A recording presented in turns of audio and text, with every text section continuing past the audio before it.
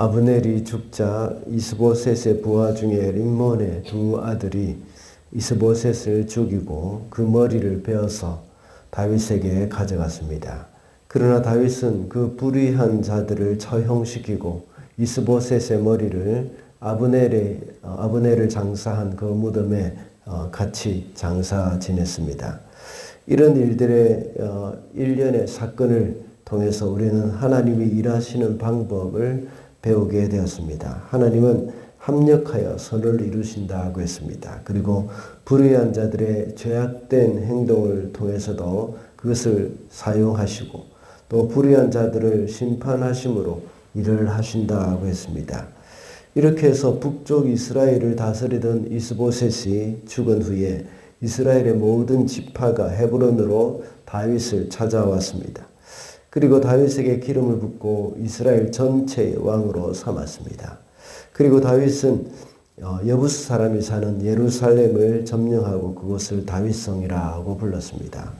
이제 다윗은 7년 6개월 동안 헤브론에서의 삶을 마치고 예루살렘으로 올라간 것입니다. 그리고 거기서 나머지 기간 동안 33년을 이스라엘을 다스리게 되었습니다. 목동인 다윗에게 기름을 부은 후 오랜 세월이 지난 후에 마침내 온 이스라엘을 다스리는 왕이 되었던 것입니다. 오늘은 다윗이 온 이스라엘의 왕으로 등극하는 이 사건을 통해서 하나님이 세우신 자라는 제목으로 말씀을 살펴보고자 합니다. 첫째로 하나님이 세우신 자는 하나님의 정도를 걷습니다. 3절 말씀입니다. 그리하여 이스라엘의 모든 장로가 헤브론으로 왕을 찾아오니 다윗 왕이 헤브론에서 주님 앞으로 나아가 그들과 언약을 세웠다. 그리고 그들은 다윗에게 기름을 부어서 이스라엘의 왕으로 삼았다. 온 이스라엘의 지파들이 다윗에게 나왔다고 기록되어 있습니다. 1절에 보면 이스라엘의 모든 지파가 다윗을 찾아갔다고 기록되어 있습니다. 1절에서 말하는 지파라는 말은 지팡이를 잡은 자라는 그런 뜻입니다. 다시 말하자면 이것을 다스리는 자 또는 지도자라는 뜻입니다. 방금 읽은 3절과 같이 장로들이라는 것을 알 수 있습니다. 이스라엘의 모든 지파의 지도자들이 다윗에게 나와서 자신들을 다스려 달라고 말을 합니다. 그들이 하는 말이 2절에 잘 나타나 있고 또한 방금 읽은 3절에서는 다윗에게 기름을 부어서 이스라엘의 왕으로 삼았다고 말하고 있습니다. 하나님은 양치기 소년으로 있을 때부터 지금까지 이제 다윗을 기름 부음을 3번이나 이렇게 부어주셨습니다. 처음에 양을 치는 목동으로 있을 때 사무엘로부터 기름 부음을 받은 다윗이었습니다. 그로부터 10년 이상을 사울에게 쫓겨다니다가 사울이 죽은 후에 유다 지파 사람들에게 기름 부음을 받고 유다의 왕이 되었던 것이죠. 그리고 오늘 본문에 나오는 바와 같이 온 이스라엘의 왕으로 또다시 기름 부음을 받았습니다. 다윗이 이렇게 3번이나 기름 부음을 받은 것은 비록 더디지만 다윗이 하나님의 정도로 걸었기 때문입니다. 다윗은 미련하다고 생각될 정도로 기다리고 또 기다렸습니다. 처음에 기름 부음을 받았을 때 사울에게 쫓겨다니는 중에 2번이나 사울을 죽이고 바로 왕으로 등극할 수도 있었습니다. 그러나 그는 하나님의 기름 부음을 받은 그 왕을 소중히 여기는 마음을 가지고 사울을 살려두은 것입니다. 그리고 또 사울이 죽은 후에도 다시 유다 왕이 되었습니다. 그때도 역시 북쪽에 이스보셋이 정권을 잡고 있었지만 무력으로 그를 정복하지 않고 기다렸습니다. 그때 림몬의 2 아들이 이스보셋을 죽였습니다. 그럼에도 불구하고 여전히 이스라엘을 치러 가지 않았던 겁니다. 그래서 결국은 이스라엘 장로들이 직접 다윗을 찾아와서 다스려 달라고 요청을 하는 것을 볼 수 있습니다. 그는 결코 서두르지 않았습니다. 그리고 다윗은 하나님의 정도를 걷기 위해서 기다리고 또 기다렸던 겁니다. 이러니 유다와 이스라엘 지파 이렇게 둘러 나누어진 그 민심이 이제 통합되었었습니다. 하나의 이스라엘이 될 수 있었던 것입니다. 그러나 압살롬이나 아도니아와 같이 스스로 왕이 되려고 했던 사람들이 있습니다. 이들은 또 다 망했죠. 사울과 같은 경우는 이미 왕이 되었지만 하나님이 자신에게서 떠난 것을 알지 못하고 스스로 힘으로 왕의 자리를 지키려고 했습니다.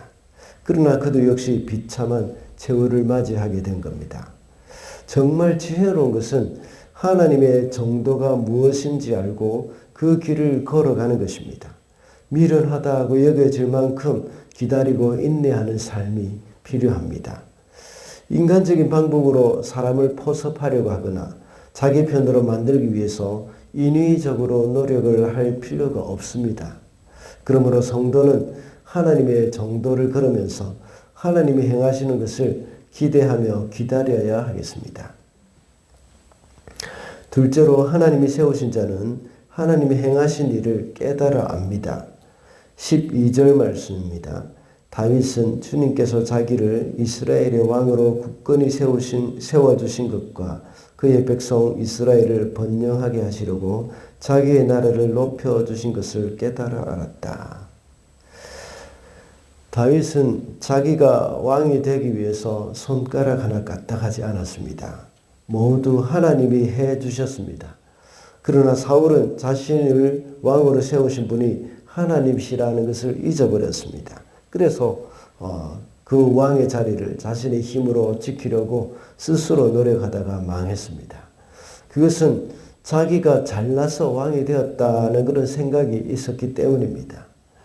압살롬이나 아도니아도 하나님이 세워주시도록 기다리는 것이 아니라 자기가 스스로 왕이 되고 높아지려고 아버지를 방역하다가 망했던 것을 알 수 있습니다. 다윗이 깨달은 것은 하나님이 자신을 세우셨다는 것, 그리고 오늘 본문에 나와 있던 것처럼 이 번영하게 하신 분도 역시 하나님이시다는 사실입니다.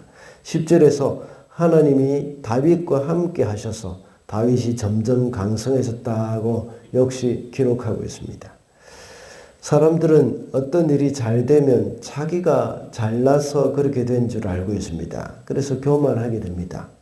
모든 업적이 자신의 공로로 생각하는 그런 착각에 빠지기가 쉽습니다. 그래서 기념할 만한 어떤 행사를 하면서 심지어 기념비까지 세우는 사람도 있습니다. 사무엘상 15장 12절에 보면 사울이 자기를 위해서 기념비를 세웠다고 기록되어 있습니다. 그리고 사무엘하 18장 18절에 보면 압살롬도 역시 기념비를 세워서 자기 이름을 새겨 넣었습니다. 이것이 바로 교만한 자들의 특징입니다. 오늘날은 기념비를 세우는 사람은 없을 것입니다. 그러나 기념비가 아니라 하더라도 자신의 업적을 남기고자 하는 사람은 정말 조심해야 합니다. 하나님이 세우신 자로서 우리는 우리 스스로를 위해서 사는 것이 아니라는 사실 우리는 잊어서는 안 되겠습니다. 성도로서 교회를 섬기는 것은 정말 귀하고 가치 있는 일입니다. 그러나 교회를 섬김으로써 자신의 이름을 내려고 한다면 그것은 잘못된 것입니다. 우리가 섬기는 그 일은 내가 아니라 하나님이 드러나게 하셔야 하는 겁니다. 그래서 나는 없어지고 주님이 영광을 받으셔야 합니다. 첫 번째 대지에서 말씀드린 대로 하나님이 행하시도록 기다리면서 하나님의 정도로 가는 사람들은 하나님이 높여주십니다. 다윗이 그렇게 했을 때에 방금 읽은 12절의 말씀과 같이 하나님이 다윗을 이스라엘의 왕으로 굳건하게 세워주셨고 이스라엘 백성을 번영하게 해주시려고 나라를 높여주셨다고 기록되어 있습니다.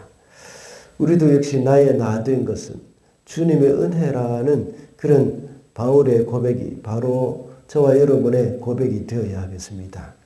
다윗은 모든 것을 하나님이 하신 것을 깨달았다고 했습니다.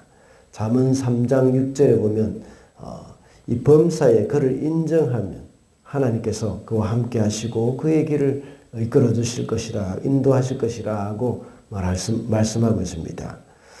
우리는 모든 삶에서 하나님이 하셨습니다 라고 하는 고백이 흘러나와야 하겠습니다.